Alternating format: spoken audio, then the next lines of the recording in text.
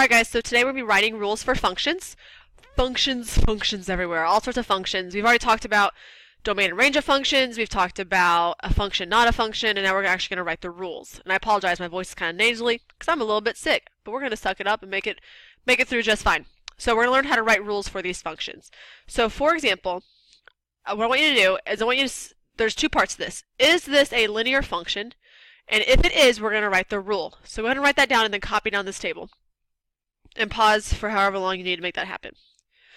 Okay, so for steps, before even steps, I want to put a little here. Linear function. If it is a linear function, that means that it changes the same amount, which might not make any sense first right now, but it changes the same amount. Let's write that down and then we'll talk about it. Changes the same amount. So here's the steps. Step one is if it's not a table, I need you to make a table. Now this one you're like, well, Miss Melina, that's a table. You are absolutely correct. It is a table, but not all of them are going to be tables. So if it's not already a table, I want you to make it a table. Okay? Step two is I want you to find the change. And this is honestly kind of like finding the slope from last year, but we're not going to go as far into it. On all your examples today, these are just going to be going up by ones. Okay? And then we'll kind of go from here. So find the change. To get from 8 to 11, what did I do? How much did I add or subtract? Well, I know I added, and to get from 8 to 11, I added 3. Okay, that's the change. And if it's linear, it has to change the same amount for all of them. So let's double check. Is 11 plus 3 14? Yes, it is. That's perfect. Is 14 plus 3 17? Yes, it is. That's perfect. Is 17 plus 3 20? Yes. So this is changing the same amount. So is this a linear function? Yes, it is linear. Okay, and it's linear because it's changing the same amount. Okay, that's the first thing. Now, if it is linear, then we're going to do this next part, which is writing the rule. Okay, writing the rule. If it's not linear, then you're done. No, it's not linear, then you cannot write a function for it, at least not right now. Okay, but if it's linear, then we're going to write the rule. Okay? So let's go ahead and do that. You know what? I'm going to actually move this out of the way of my... No, not that. I want to move this out of the way of... Okay, well, apparently not. So yes, it is a function. Now when we write the rule, this change right here, this is our slope. So we're going to put... so here's the rule here. Okay? I'm always going to start with y equals. It doesn't really matter what it is. And it's 3x. Or it could be 3n. I don't care what letter it is, because it's changing by 3 every time. The hard part is figuring out this y-intercept back here. Okay? Figuring out that y-intercept. And here's how we're going to do that. I know I'm changing by 3 every time, right? So here's what I'm going to do. I'm going to go up here to my x's. You're saying it's 3 times x, right? So what's 3 times 3? Well, 3 times 3 is 9. Okay? But this isn't 9, it's 8. So to get from 9 to 8, what do I have to do? Do I add or subtract? Well, if I'm at 9 and I'm at 8, I know I have to subtract, and I have to subtract 1. And that'll get me to 8. Well, let's see if that's true. Let's go over here. What's 4 times 3? Well, 4 times 3 is 12. 12 minus 1 is 11. It works. 5 times 3 is 15. 15 minus 1 is 14. I could keep doing this. 6 times 3 is 18. 18 minus 1 is 17. So my function, my rule, basically is my equation, is this right here. It is y equals 3x minus 1. Let me go over that one more time, though, because that's kind of tricky. So I found the change, and I know I was adding 3, positive 3 every single time. So my slope is 3x. Okay? And then what I did is I just multiplied this by 3. 3 times 3 is 9. And how do I get from 9 to 8? Well, 9 minus 1 is 8. Okay? And it kind of works from there. So let's do another one. I know it's kind of tricky. We'll go over it together. Let's go ahead and write it down and write down this table here. So remember, step 1 is to make a table. This is already a table. It's fine. Step 2 says to find the change. So let's do that real quick. To get from 21 to 17, or to 14, am I going up or down? Well, clearly I'm going down, so I'm going to subtract. Now, hopefully y'all can figure out 21 minus what number is 14. If you can't, though, if you in your calculator did 14 minus 21, it would give you this answer. The bottom number to subtract the top. But anyway, I'm going to go down 7. I'm going down 7. If I do 21 minus 7, it gets me to 14. So let's see if that's true. Is 14 minus 7 7? Yes. Is 7 minus 7 negative 2? Well, no. 7 minus 7, this should be a 0, but it's not, right? Actually, it's minus 9 to get to negative 2. So am I changing by the same amount? No. So if it's not the same, then no, it is not linear. And then we cannot write the rule. Like, I'm just done. I can't write a rule, I can't plug anything in, because the change is not the same. Okay? So like on example 1, the change was the same. I can go ahead and go from there and write my rule. For number 2, the change isn't the same, so it's not linear and I can't do anything else. Okay, it's just no. It still is a function. If I look here, none of my x's are repeating. It's still a function. It's just not a linear function, which means if I were to plot these points, they would not be in a straight line. Okay? So what if it doesn't... let's do one with last one, and then we'll go from there. Okay? Alright, so yet again, first step is to make a table. Copy this down real quick. Second step is to find the change. So from negative 16 to negative 20, you're going down, okay, further to the left on a number line, and you're going down 4. If that's really hard for you, remember, if you do negative 20 minus negative 16 in your calculator, it'll give you negative 4. So let's see if that's true. Is negative 20 minus 4 negative 24? Yes. Is negative 24 minus 4 negative 28? Yes. Negative 28 minus 4, negative 32? Yes, it is. So yes, this is linear. Yes, it's linear. That's like the worst it's ever. You got it. Yes, it's linear. Okay? If it's linear, then we can write the rule. Okay? So remember, my change is my slope. So already, y equals negative 4. And this time I'm going to put an n. Because for some reason they like using n's. I don't know. Okay? Negative 4n. You could put x. I don't really care. Because my change goes right here. And then I got to figure out this y-intercept, which is the hardest part.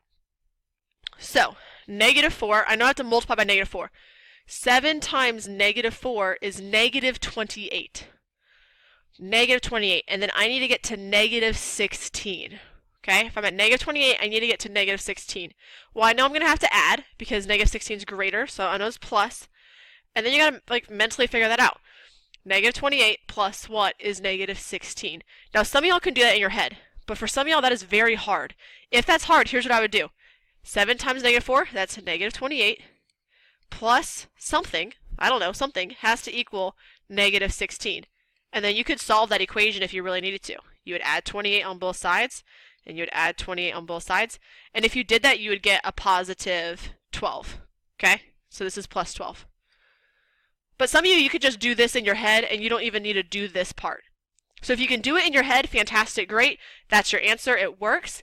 If you can't do it in your head, then write something like this. Negative 28, remember 7 times negative 4 is negative 28, plus something equals negative 16, and solve it. And we can double check and make sure it works. So like here, if I times this by negative 4, 10 times negative 4 is negative 40. Well, negative 40 plus 12 does give me negative 28. And it would work for all of them. Okay? However, you're not always going to be given tables. Sometimes you're going to be given something like this. So write this down real quick. 3, 8, 13, 18, 23. So remember, step 1 is to make a table. Okay? Make a table. You're like, well, this isn't a table. I know it's not a table. I am aware. So you're going to make one. Would y'all agree that this 3 is the first number? 8 is the second number. 13 is the third. 18 is the fourth. And this is the fifth number, right? First, second, third, fourth, fifth. Correct?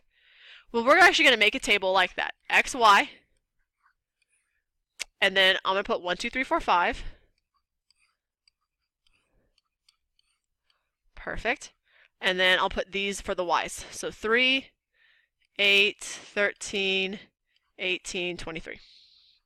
I'm going to make that table. Okay?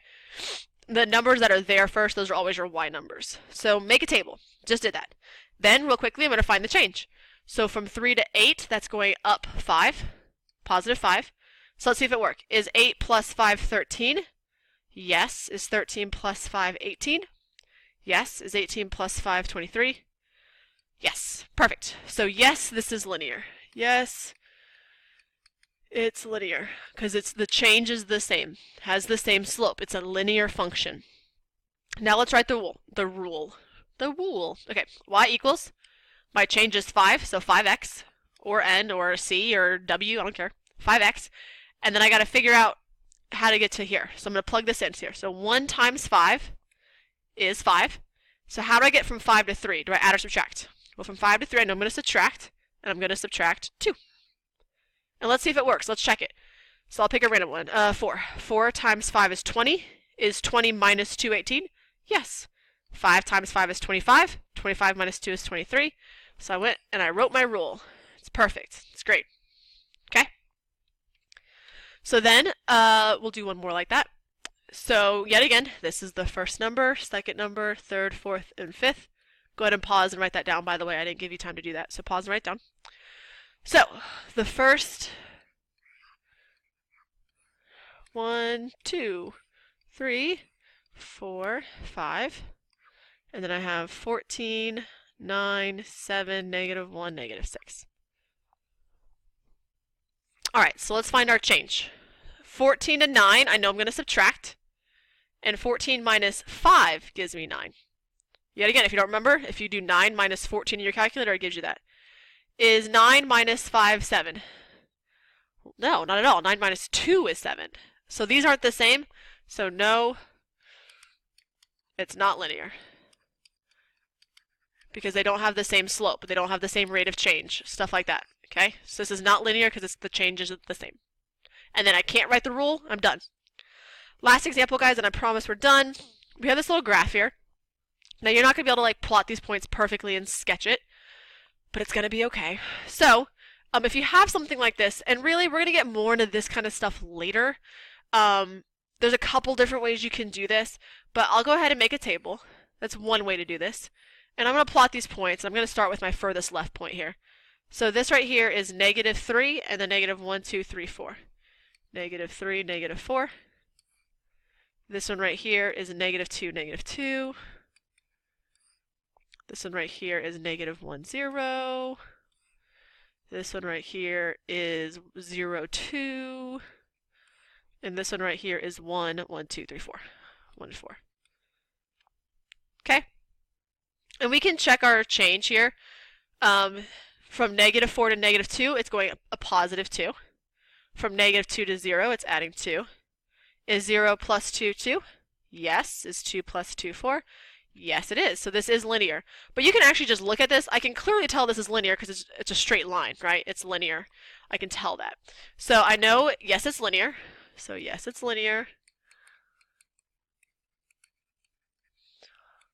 Okay. The rule, y equals, I know my slope is 2, so 2x. And just to combine some stuff you learned from last year, I also know it's 2 because if you look right here, I go up 2 and over 1. My rise over my run, and 2 divided by 1 is 2. It's the same thing.